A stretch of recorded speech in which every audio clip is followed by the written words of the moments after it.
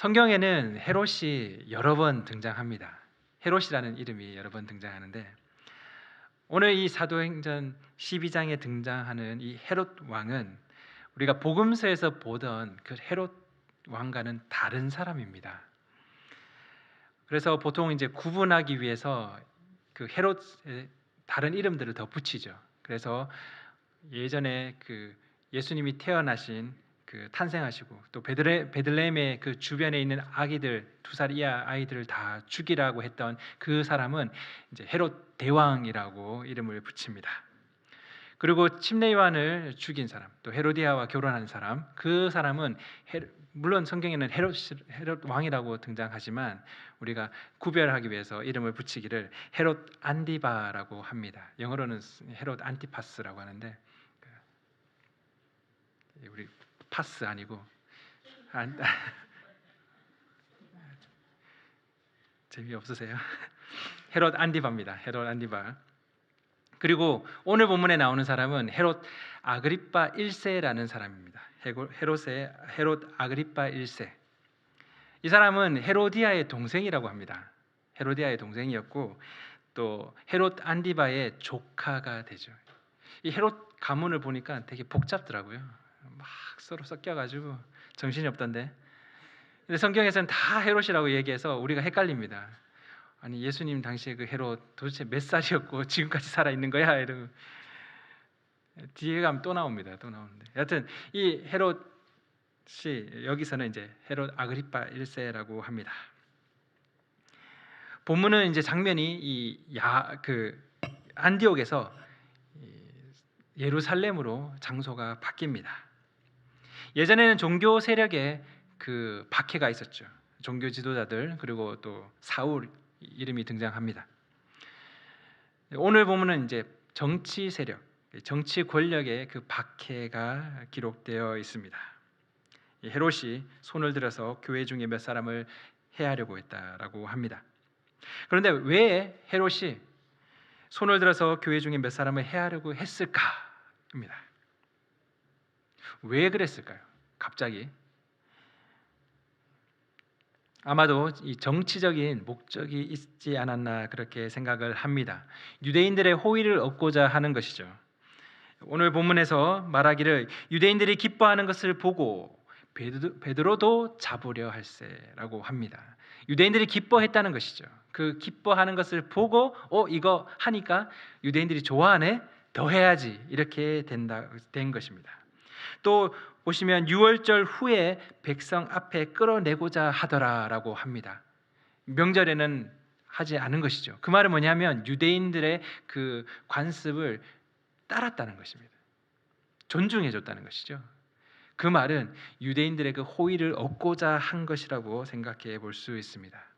사실 정치적인 그런 부분이 그 배경을 보면 역사적인 배경을 보면 그런 부분을 또 찾을 수 있다고 합니다. 왜냐하면 이 사람이 정치적 기반이 약하다고 합니다. 그냥 로마에서 그 친분을 이용해서 이렇게 유대의 왕으로 왔기 때문에 유대에서의 그런 지지 기반이 약했다라고 그렇게 말하기도 합니다. 여튼 그 사람들의 호의를 얻기 위해서 교회를 핍박합니다. 그런데 그러면 교회를 핍박하는 것이 유대인들의 호의를 얻을 수가 있었습니까? 백성들이 교회를 칭송했다라고 하는데 교회를 핍박하는 것이 어떻게 유대인들로부터 호의를 얻을 수가 있었나? 몇 가지를 생각해 볼 수 있는데 첫 번째 우리가 생각해 볼 수 있는 것은 예전에 유대 그 지도자들이 교회를 박해를 한 그런 사건입니다. 결국 유대 지도자들의 그 호의를 얻을 수가 있죠. 왜냐하면 유대 지도자들은 이 종교 지도자들은 교회를 눈에 가시처럼 생각하는 것입니다. 적대적이었죠. 그래서 그들의 호의를 얻기 위해서 교회를 핍박하는 것입니다. 또 생각해 볼 수 있는 것은 바로 이전 사건입니다. 바로 안디옥 교회에서 일어난 일입니다. 안디옥 교회가 이방인들을 포함하고 있었습니다. 결국 유대인들 입장에서는 이 공분을 살 수 있는 부분이죠. 왜 이방인을 유대인처럼 그 무리에 속하게 하냐는 거죠. 그들은 사마리아도 이방인과 섞여 있다고 해서, 이방의 피와 섞였다고 해서 멸시하는 사람들이었습니다. 그런데 이방인들이, 헬라인들이 물론 교회를 인정하지 않지만 그래도 유대 교회의 그런 분파에, 그런 무리에 속해지는 것이 싫었던 것이죠. 그래서 안디옥 교회에 그 이방인들이 포함되는 사건이 또한 이 유대인들의 마음을, 교회를 핍박하면 유대인들의 마음을 얻을 수 있는 그런 하나의 빌미가 될 수 있지 않았을까, 그런 생각을 해봅니다. 결국 야고보가 순교를 하게 됩니다. 스데반이 순교한 후 두 번째로 언급된 순교입니다. 그런데 사도 중에서는 첫 번째 순교자가 됩니다. 이 야고보는 세베대의 아들 야고보와 요한, 즉 요한의 형제입니다. 사도 야고보죠. 예수님의 그 형제 중에서 야고보라는 동명이인이 있습니다. 그 야고보와는 다른 사람입니다. 또 알페오의 아들 야고보라고 하는 사람도 있는데 그 사람하고도 다른 인물이죠. 즉 사도 요한의 형제 야고보입니다. 이 야고보가 순교를 하고 사람들의 호응이 좋으니까 베드로도 잡습니다. 어떻게 보면 교회의 가장 중심 리더죠. 이 베드로도 잡아서 똑같이 처형하고자 계획을 합니다. 베드로는 오늘까지 이 본문까지 합하면 세 번째 이제 감옥에 투옥에 되게 됩니다. 군인 4씩 4패로 나누어서 지키고라고 그렇게 기록합니다. 자세히 보시면 베드로의 양옆에 한 명씩, 또 문에 한 명씩 있었다라고 그렇게 기록을 합니다. 이게 더 경비를 강화한 것인지 그것은 잘 모르겠습니다. 근데 누가가 특별히 이 부분을 언급하고 있습니다. 이전에 탈출하는 경력이 있죠. 우리 사도들이 한번 감옥에서 다 나간 적이 있습니다. 그래서 그것 때문에 더 삼엄한 경비를 세웠는지도 모르겠습니다. 그럴 수도 있죠. 그런데 누가가 이렇게 자세하게 언급한 것은 뭐 삼엄해졌다, 뭐 그런 의미를 얘기하는 것보다는 방법이 없다, 희망이 없다, 가능성이 없음을 시사한 것이 아닌가, 그런 생각을 해봅니다. 자세하게 언급하는 거죠. 이 본문을 어떻게 보면 한 사람의 간증 같은 이야기거든요. 그 이야기를 자세하게 이렇게 기록을 합니다. 양옆에 지키고 있었다고요. 양옆에서 쇠사슬을 찾는데 그 군사가 양옆에서 지키고 있었다. 밤새 지키는 것이죠. 처형하는 그 바로 전날까지 아무런 변화도, 또 작은 희망의 불씨도 볼 수 없는 그런 상황이었던 것 같습니다. 베드로는 광채에도 깨지 않을 정도로 깊이 잠이 들었습니다. 옆구리를 쳐서 깨워야 할 정도라고 그렇게 기록합니다. 재미있는 장면이죠. 천사가 와서 옆구리를 막 찹니다. 일어나, 일어나. 그리고 천사가 와서 하는데 뭐 빨리 일어나 이렇게 말해요. Quick, get up 이렇게 말합니다. 뭐 우리 영화 같은 거 보면 사실 포로를 구출할 때 보면 빨리 해야 되잖아요. 막 빨리 해야 되는데 항상 좀 뭐가 있습니다. 뭐 놓치고, 그래서 그걸 가지러 가다가 또 막 오고. 근데 천사가 그럴 필요가 없잖아요. 뭐 특수부대원도 아니고 천사인데. 그런데 뭐 퀵 일어나, 빨리 일어나, 뭐 이렇게 이야기를 합니다. 거기에 그렇게 광채가 막 비치는데 그런데도 깨지 않을 정도로 깊이 잠이 들었다고 합니다. 신도 벗고 있었고 띠도 두르고 있지 않다고 합니다. 요즘은 신발은 금방 신지만 그 당시 신발은 끈으로 계속 매야 했기 때문에 시간이 많이 걸린다고 합니다. 근데 신도 벗고 있고 띠도 두르고 있지 않았다고 그렇게 기록합니다. 우리가 여러 가지를 생각해 볼 수 있습니다. 하나님의 그 인도를 확신해서 평안 가운데 자기 집에서 자는 것처럼 그렇게 잠들어 있었던 것인가? 베드로의 심정을 우리가 생각해 보는 것이죠. 너무 편해서 하나님의 인도에 그 평안함에 뭐 군사가 2명이 지키고 있고 너무 좋아서 편안하게 잠이 들었는 것인지, 아니면 교회는 간절히 기도하는데 이 베드로는 영적 무감각 가운데 그 둔감한 가운데 빠져가지고 잠이나 쳐자고 있다. 뭐 이렇게 말하기도 합니다. 그런 영적 무감각한 상태로 지금 있는 것을 의미하는 것인지, 아니면 군인들이 옆에서 지키고 있는, 예전에는 그래도 군인들도 없고 뭐 쇠사슬이 없고 그냥 문만 잠겨 있었으니까 문만 열어주면 나갈 수 있었는데, 지금은 군인도 옆에서 지키고 있고, 아니 얘들은 잠도 안 자고 옆에서 막 지키나, 그 쇠사슬 묶여 있고 불가능하구나. 그래서 다 포기한 상태였을까요? 다 이제 포기한 상태? 아니면 순교를 각오했습니까? 야고보가 순교한 것을 봤으니까, 이게 이제 끝이구나, 나에게 있어서는 이게 끝이구나. 그래서 신도 벗고 또 옷도 벗고 그렇게 편안하게 잠들어 있었던 것입니다. 내일이면 이제 하나님과 함께하리, 뭐 그런 마음으로 순교를 각오하고 있었는지, 우리가 그 베드로의 심정을 우리가 한번 살펴봤으면 좋겠습니다. 근데 이게 전체를 살펴봐야지 좀 생각해 볼 수 있는 거여 가지고요, 우리가 또 한 절씩 또 살펴보고자 합니다. 5절을 보면 교회는 그를 위하여 간절히 하나님께 기도하더라 합니다. 한 사도는 순교했고 다른 한 사도, 특히 중심이 되는 그 사도는 감옥에 갇혀 있는 상황입니다. 정치 권력의 그 박해가 직접적으로 이 교회의 리더들에게, 사도들을 향하고 있었습니다. 그때 교회는 어떻게 했습니까? 교회는 기도로 그 박해에 맞서고 있었지요. 특수한 구출할 수 있는 그런 특별한 사람들을 모은 것도 아니고, 여러 루트를 사용해서 그들이 석방될 수 있게끔 그렇게 한 것도 아니고, 이 박해에 맞서서 교회가 들었던 무기는 기도였습니다. 그 박해에 맞서서 기도로 그들은 박해에 맞서고 있었습니다. 6절을 보니까 헤롯이 잡아내려고 하는 그 전날 밤에라고 그렇게 기록합니다. 언제 잡혀왔는지는 모르겠습니다.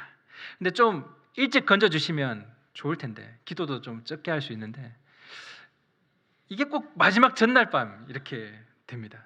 6월절이라는 것이 사실 이 고난 주간도 그렇죠. 우리 달력이지만 이 고난 주간이 6월절입니다. 금요일이 6월절이 되고, 또 그 6월절 식사를 마치고 난 그때부터 무교절이 시작됩니다. 7일 동안 무교절이 시작되는데 6월절 후에 처형할 계획이다 이렇게 말합니다. 그런데 또 잡은 날은 무교절 기간이다라고 말합니다. 헷갈리죠. 말이 안 되는 거죠. 그래서 보통 이 6월절을 무교절 전체, 이 7일간의 무교절을 포함해서 다 6월절이라고 그렇게 보기도 합니다. 결국 6월절 식사한 후에 7일간 그 무교절 기간이 시작되는데, 그 무교절 기간이 끝나는 날에 베드로를 죽이겠다, 처형하겠다, 그런 계획을 했던 것 같습니다. 그래서 이 무교절이 끝나는 바로 그 전날 밤이 되는 것입니다.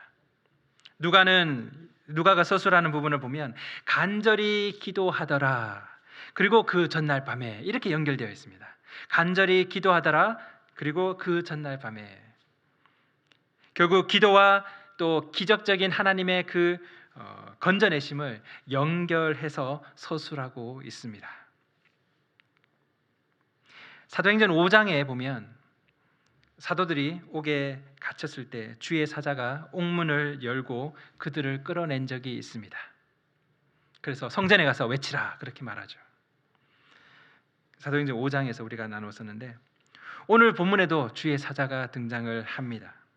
옆구리를 쳐서 깨우고, 또 급히 일어나라 말하고, 띠를 띠고 신을 신으라라고 말하고, 또 이 겉옷을 두고 갔나 봐요. 그래서 겉옷을 입고 따라오라 그렇게 말합니다. 마치 어린아이를 챙겨주듯이. 우리 아침에 날마다 이렇지 않습니까? 애들 아이디 챙겼니? 옷을 입었니? 겉옷 가져가야지, 밖에 추운데. 도시락은 챙겼니? 물통은 챙겼니? 꼭 그런 것처럼 일일이 다 지시해주고 있습니다. 베드로는 이 모든 것을 환상으로 여겼다라고 그렇게 기록합니다. 이래서 이제 얘기를 하는 거죠. 기도하면서 준비되어 있었다면, 교회는 그렇게 간절히 기도하는데, 그 베드로를 위해서 기도하는데, 야고보가 죽었으니까요. 야고보가 순교했는데 베드로마저 순교하면 안 되니까 기도합니다. 그런데 베드로는 거기서 그냥 자고 있는 거죠. 기도하면서 준비하고 있었다면 베드로가 환상을 보는 것처럼 그렇게 여겼겠습니까? 옥중에 광채가 비쳤을 때 드디어 기도 응답이 이루어지는구나, 나를 건지시는구나, 주의 천사가 전에도 왔었는 그 주의 사자가 전에 온 사람과 같은 사람인지 모르겠는데 그 사람이 왔구나, 그렇게 감격하지 않았을까? 날마다 신을 벗고 그렇게 있었겠습니까? 언제 문이 열릴지 모르니까 신을 신고 있었겠죠. 그런데 그렇지 않고 환상을 보는 것처럼 여겼다. 그런 것을 보니까 베드로는 영적으로 둔감한 것이다. 교회는 기도하는데 베드로는 지금 둔감하다. 이렇게 이야기하기도 합니다. 나중에 또 교회의 반응을 보면 이 여종이 있습니다. 여자아이라고 나오는데 이 여종이 있는데 로데라는 이 여종이 베드로의 그 음성을 듣고 가서 이야기합니다. 베드로가 왔다. 그러니까 야, 너 미쳤니? 이렇게 말. 그런데 아니 진짜라니까요. 그러니까 그러면 천사인갑다. 그 당시 유대인들은 수호 천사에 대해서 믿고 있었다고 합니다. 그래서 그 사람이 죽으면 그 사람의 수호 천사가 있다라고 그렇게 생각을 했던 것 같습니다. 그래서 베드로가 순교하고 그의 천사가 왔다라고 그렇게 여겼던 것이죠. 아니 간절히 기도했다면서요. 간절히 기도했는데 뭘 기도한 겁니까? 로데는 소리만 듣고 베드로 그 얼굴도 확인하지 않고 소리만 듣고도 베드로의 줄 알고 막 달려가서 기쁨으로 달려가서 알렸는데 교회는 야, 너 미쳤니? 그렇게 말하는 게 이게 기도한 모습입니까? 보십시오. 베드로는 자면서 영적 둔감함에 빠졌고 교회는 간절히 기도한다고 하는데 그 기도 응답에 대해서 저렇게 반응하고 있습니다. 확신 없이 기도하고 있었던 것이죠. 뭐 이렇게 보기도 합니다. 예전에는 천사의 도움으로 사도들이 감옥에서 나왔습니다. 자유롭게 나왔죠. 그런데 왜 베드로가 나올 것을 지금은 기대하지 못하고 있습니까? 사도 야고보의 순교로 인해서 좌절을 경험한 것입니까? 야고보가 잡혀갔을 때는 이제 기도해야지 했는데 바로 죽어버렸어요. 그래서 기도할 기회가 없었는데 다행히 베드로는 무교절 기간 동안 있어서 이 처형이 좀 미뤄져 가지고 그래도 기도할 시간이 있었구나. 그래서 뭐 기도를 간절히 기도하는 것입니까? 그때는 기도 못하고 지금은 뭐 기도할 수 있어서 기도하는 그런 거 아닐 것 같습니다. 그렇게 기도했는데 순교했으니까 안 되는구나. 그렇게 해서 좌절한 것입니까? 기도했는데 야고보가 결국 죽게 되어서 의욕을 상실하는 그런 상태입니까? 누가가 이 로데라는 이 여종의 모습을 언급하면서 기도하고 있다는 이 교회가 확신 없는 이런 모습을 이제 보여주기 위해서, 간절히 기도한다는 교회가 확신이 없다라는 것을 보여주기 위해서 지금 로데 이야기와 같이 대조해서 이야기를 하고 있는 것입니까? 누가의 의도가 무엇입니까? 왜 베드로가 영적 둔감한 것처럼 또 교회는 확신 없이 기도하는 것처럼 그렇게 보입니까? 저는 누가의 의도가 베드로는 영적으로 둔감했고 교회는 확신 없이 기도하고 있었다. 기도의 그 모습이 확신이 없는 것이었다라고 알려주는 것이 누가의 목적이 아니라고 생각합니다. 누가의 진짜 의도는 이 모든 것이 전적인 하나님의 계획이고 또 역사임을 알려주고자 한다고 생각합니다. 베드로도 교회도 적극적으로 하나님 앞에서 그렇게 행동한 것은 아닙니다. 수동적이었죠. 자고 있었고 교회는 그냥 기도밖에 할 수 없었습니다. 뭐 인맥을 동원하고 아는 사람 동원하고 그래도 교인들 중에서 좀 귀족들 헤롯하고 관련되는 사람 막 찾아가지고 뭐라 그러죠? 그런 것을 소원한다 그러죠. 그런 것들을 하고 그러지 않았습니다. 그렇게 할 수가 없었습니다. 그냥 기도밖에 할 수 없었죠. 그런데 이게 둔감해서 확신이 없어서 그런 것이 아니었습니다. 둔감해서 확신이 없어서 수동적이었던 것이 아니라 하나님 외에 어떠한 가능성도 없기에 전적으로 하나님만 의지할 수밖에 없는 그런 상황이라는 것을 누가가 보여주는 것이 아닌가 그렇게 생각합니다. 예전 그때는 기적적으로 풀려났는데 지금은 기도해도 야고보가 순교하고 마지막 날까지 베드로는 갇혀서 처형만을 기다리고 있는 이런 상태여서 믿음이 사라지고 확신이 없어졌다, 그런 것을 보여주는 것도 아닙니다. 요정 로데가 너무 기뻐서 문을 여는 것을 잊어버립니다. 그렇잖아요. 지금 또 막 쫓아와서 잡혀갈 수도 있는데 문도 안 열어주고 그냥 들어가 버립니다. 베드로가 얼마나 다급했을까요? 천사도 떠나는데 이제 천사하고 같이 있을 때는 환상인갑다 하고 뭐 그냥 놀러 나가는 것처럼 설설 찬바람, 밤바람이 좋구나 이러면서 왔는데, 천사가 딱 떠나니까 진짜 자기가 탈출한 거죠. 나온 겁니다. 그래서 빨리 부랴부랴 마가의 그 다락방을 찾아갔는데 문을 안 열어줍니다. 지금 쫓아올 수도 있는데 두드리는데 문을 안 열어줍니다. 너무 웃기잖아요. 근데 요정은 너무 기뻐서 문을 여는 것을 잊어버리고 달려갑니다. 교회는 뭐라고 합니까? 네가 미쳤구나. 믿지 못합니다. 어떻게 나올 수가 있어? 베드로가 나왔다면 그건 천사 내가 천사 봤구나. 그런데 16절에 보니까 베드로를 보고 놀랐다고 합니다. 베드로를 보고 우와 놀라는 거죠. 베드로를 구원해 주십시오, 건져 주십시오, 그렇게 기도를 안 했던 것입니까? 장렬하게 믿음 가지고 순교하게 해주십시오, 그렇게 기도를 했던 건가요? 그런데 살아서 돌아오니까 깜짝 놀란 건가요? 알 수 없습니다. 누가가 그렇게 기록하지 않습니다. 누가의 초점은 뭐냐면 다들 베드로도 포함해서 다들 놀란 것이죠. 상상할 수 없는 일에 크게 기뻐하면서 놀랐습니다. 로데도 놀라고 교회도 놀라고 베드로 자신도 놀란 것이죠. 믿음이 없어서 놀란 것이 아니고요, 놀라우신 그 하나님의 구원, 건져냄을 보았기에 그것에 놀란 것입니다. 누가가 이 사람은 둔감하고 이 사람들은 확신이 없고 기도하는데 확신이 없었고 그것을 보여주려고, 그것을 비난하려고 쓴 것이 아니고 이들이 다 놀랄 수밖에 없는 그런 모습으로 하나님은 역사하셨다라는 것이죠.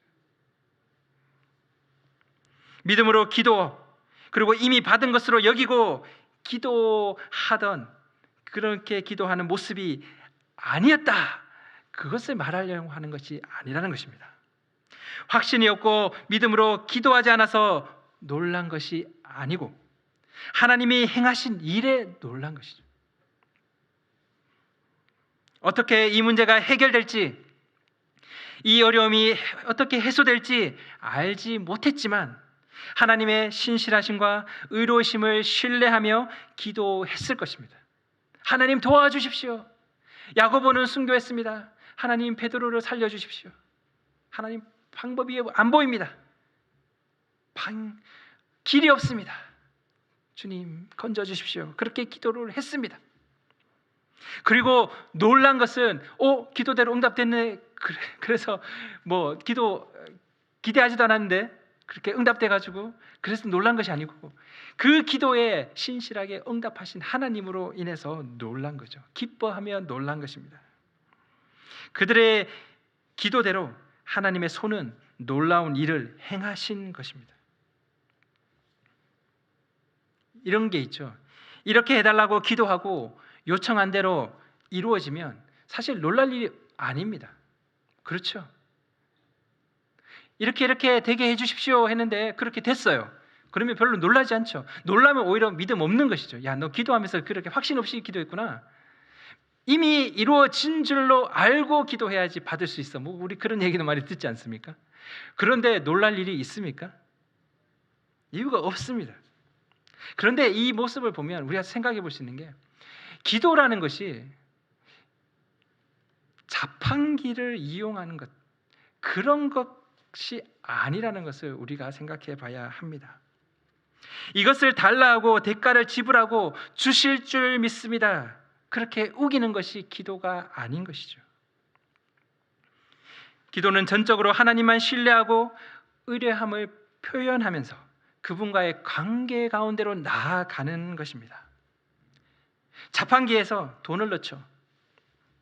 그리고 콜라 버튼을 누릅니다. 그리고 콜라가 나올 것을 기다리죠. 콜라가 나올 줄을 믿습니다. 왜? 내가 콜라 버튼을 눌렀으니까요. 내가 돈을 냈으니까 콜라가 나와야죠. 안 나오면 자판기 고장난 거죠. 내가 콜라 버튼을 눌렀는데 사이다 아니죠. 세븐업이 나왔습니다. 그러면 자판기 고장난 겁니다. 내가 500원짜리 넣었는데 얘가 300원짜리 나오고 200원을 돌려주잖아요. 자판기 고장난 거죠.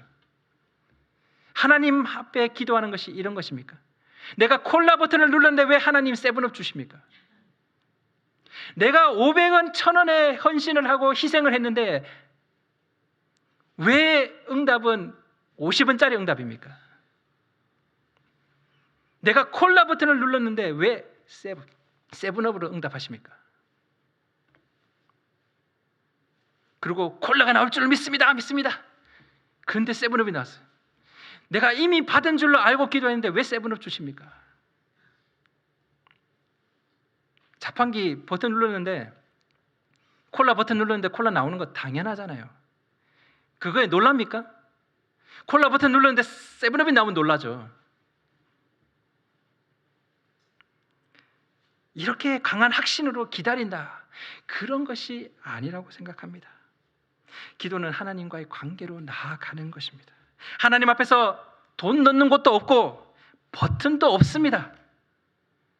하나님 앞에 돈 넣는 곳도 없습니다. 내가 얼마 넣었으니 얼마 받겠다 그런 할 수 있는 곳이 아닙니다. 또 버튼도 없습니다. 내가 버튼 막 누르면 그 버튼대로 되는 게 아닙니다. 그게 기도가 아닙니다.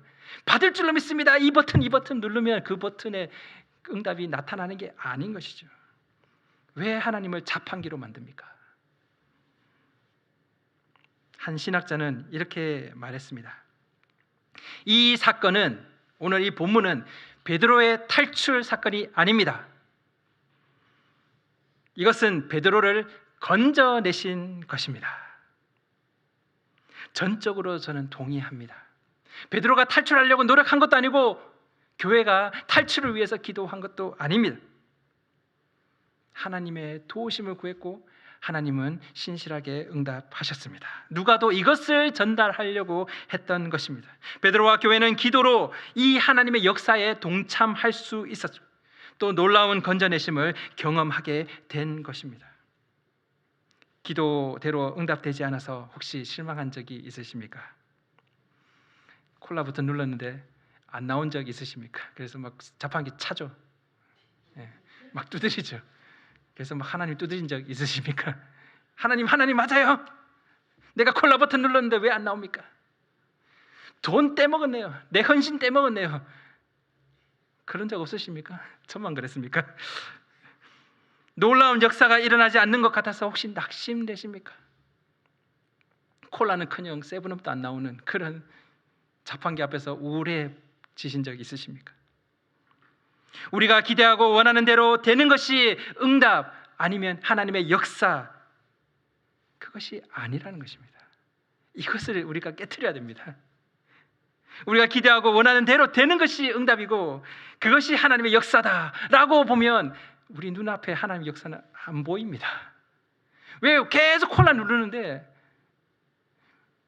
밑에 떨어지는 건 자꾸 다른 것도 떨어지거든요. 물이 막 나오고 있거든요. 내 관심 없어. 물은 콜라 버튼만 계속 누릅니다. 콜라 나올 때까지 누르는 거죠. 이것이 믿음이다. 믿음으로 기도하는 거예요. 그런데 하나님 계속 물을 주십니다. 물. 하나님 역사가 없습니까? 안 보는 거죠. 우린 그 하나님이 우리를 사랑하시는 하늘의 아버지심을 신뢰하는 것입니다. 하나님의 방법으로 하나님의 때에 그분의 뜻을 이루시는 것을 우리는 기대하고 소망하고 나아가는 것이죠. 그분 앞에 가는 것입니다. 그것이 기도라고 생각합니다. 베드로가 탈출할 수 있게 도우신 게 아니고요. 하나님 도와주십시오. 탈출할 수 있게 도와주십시오. 그래서 천사가 가서 베드로가 신 신고 있는데 야, 너 신 신어? 네, 그러면 쇠사슬 끊어줄게. 달려! 이런 게 아닙니다. 자고 있는데 끊어줘. 다 막고 있는데 나오게 하십니다. 베드로가 탈출할 수 있게 도우신 것이 아니라 전적인 그의 손으로, 하나님의 손으로 베드로를 건져내신 것입니다. 우리 삶이 형통하게 잘되게 도우시는 손, 그 손길, 그 하나님의 손길이 아니고요, 그분의 뜻으로 이끄시는 손길입니다. 기도는 그 손길을 느낄 수 있는 유일한 길이라고 생각합니다. 종료주일에 맞지도 않는 설교를 하는 것 같아서 좀 고민이 있었습니다. 하지만 우리에게 필요한 것은 이런 모습이라고 생각합니다. 우리는 왜 기도합니까? 왜 기도하고 싶을까요? 하나님의 관계 가운데 나아갑니다. 그분 앞에 아버지와 자녀의 관계로 우리는 나아갑니다. 누를 버튼도 없고 넣을 그런 입구도 없습니다. 돈 넣을 곳도 없습니다. 하나님을 그렇게 자판기로 만들지 말아야 합니다. 그냥 우리는 하나님이 하나님 되심 앞에 나아가는 거죠. 그리고 내 삶에 형통하게 저 문을 열어주십시오. 내 손에서 쇠사슬을 끌어주십시오. 이 두 군인들 잠들게 해주십시오. 그렇게 해서 응답하시는 게 아니고요, 하나님의 길로 우리를 이끌어 가시는 손길이라는 것입니다. 왜 안 도와주십니까? 도우시는 손길? 네, 맞죠. 도우시죠. 그런데 이끄십니다. 이끄시는 하나님의 손길입니다. 그 이끄시는 손길을 느낄 수 있는 그 길이 기도입니다. 우리가 기도하며 그 이끄시는 손길로 나아갈 수 있었으면 좋겠습니다. 같이 기도하겠습니다.